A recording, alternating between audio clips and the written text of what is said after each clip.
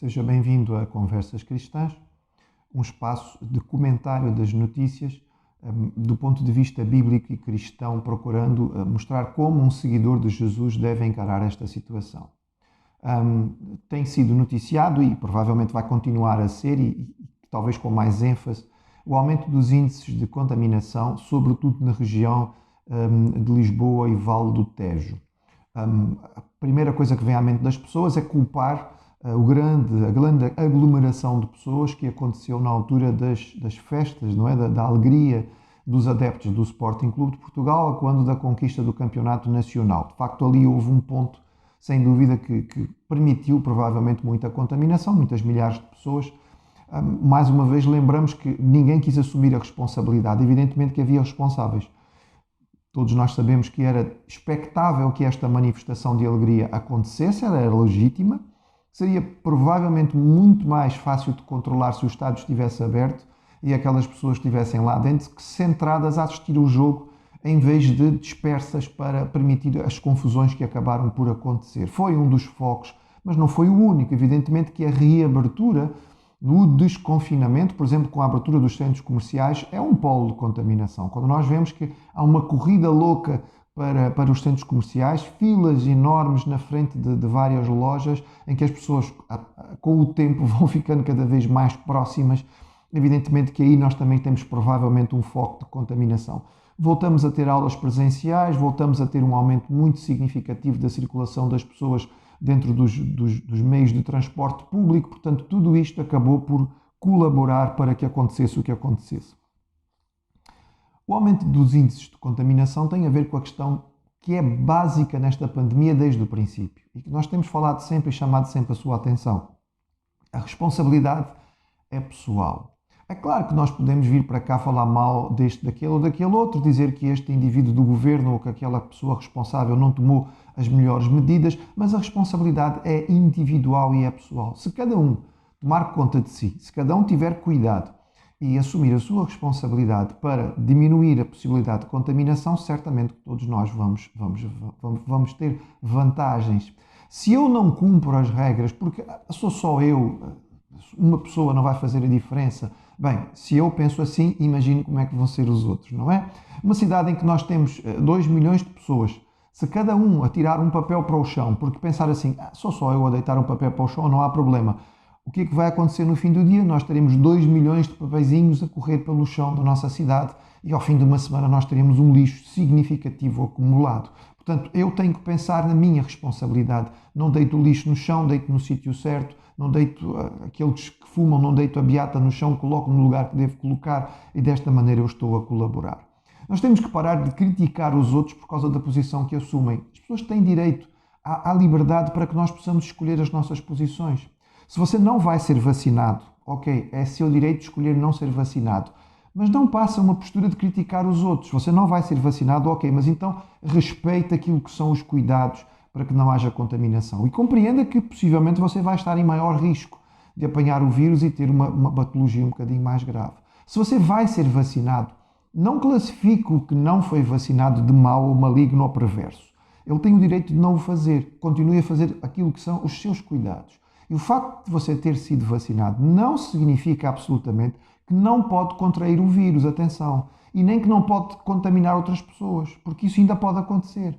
O facto de você ser vacinado significa que provavelmente, se vier a contaminar-se, não vai ter uma patologia tão grave, não vai ter uma doença tão grave. Ou seja, protegeu-se a si mesmo, o que é muito bom, porque diminui o peso daquilo que são os cuidados de saúde. Você fez bem para si e para a sua família, mas continue tendo os cuidados básicos que todos nós precisamos ter. É importante nós lembrarmos que liberdade sempre é relativo. O indivíduo que está preso, ele não pode sair para fazer aquilo que quer. Mas o dia que ele é solto da prisão, ele também não pode fazer aquilo que quer, porque existem regras dentro da sociedade. O indivíduo que é escravo, ele não pode optar pelo trabalho. Ele não é livre para escolher o trabalho quando e como quer fazê-lo. Mas imaginemos que ele seja liberto da sua escravidão. Ele vai continuar a ter que trabalhar, porque de outra maneira ele não consegue se sustentar. E no trabalho ele vai continuar a ter que ser respeitante de certos horários, certas coisas que têm que ser feitas, e ele vai ter um patrão que vai lhe dizer o que é preciso fazer. Ou seja, ele agora é livre para trabalhar e receber um salário, mas continua havendo algumas restrições e limitações. Portanto, esta liberdade é uma liberdade que todos nós temos que encarar com cuidado. O que infelizmente acontece hoje é que nós estamos a viver cada vez mais numa sociedade marcada pelo eu. Esta questão da liberdade individual de expressão é tão forte que faz com que cada pessoa ache que tem o seu próprio direito, tem o direito de fazer as coisas da maneira que quer, tem o direito de pensar como lhe apetece, tem o direito de dizer aquilo que quer. De certo modo, numa sociedade democrática, isto é autorizado e isto é permissível. Só que esta ênfase no eu está a levar a esta grande degradação. Porque, infelizmente, todas as pessoas acham que a sua liberdade individual ultrapassa aquilo que é a liberdade do seu vizinho. E não é assim. Eu posso realmente ter as minhas opções, mas as minhas opções acabam quando elas barram naquilo que é o território da pessoa que está ao meu lado. E, portanto, eu não posso simplesmente fazer aquilo que me apetece e simplesmente dizer aquilo que eu quero de qualquer maneira, porque isto pode eventualmente ter complicações e implicações naquilo que é a liberdade do que está ao meu lado. Aqui, o cristianismo tem uma resposta muito significativa. O Senhor Jesus, como grande mestre e Senhor, aquele que veio para ser o nosso Salvador, mas também para nos mostrar a forma de viver, ele nos ensinou que a verdadeira liberdade não está em viver a vida no eu, mas está a vida em compreender o nós e, em grande medida, em poder viver a vida pensando no tu. O que Jesus ensinou, tomando aquilo que era um princípio comum da sua época, mas que era usado pelo lado negativo, Jesus transformou em algo positivo e proativo, foi a regra de aquilo que quereis que os outros façam para consigo, faça com eles primeiro. Jesus toma aquilo que era uma regra, a regra que existia no seu tempo. Olha, não faça a ninguém aquilo que você não quer que lhe façam. Era uma regra interessante, mas muito negativa. Não vou fazer mal a ninguém, mas também não vou fazer o bem. Jesus diz, não, aqueles que querem ser meus seguidores vão transformar isso numa coisa positiva e proativa. Faça o bem.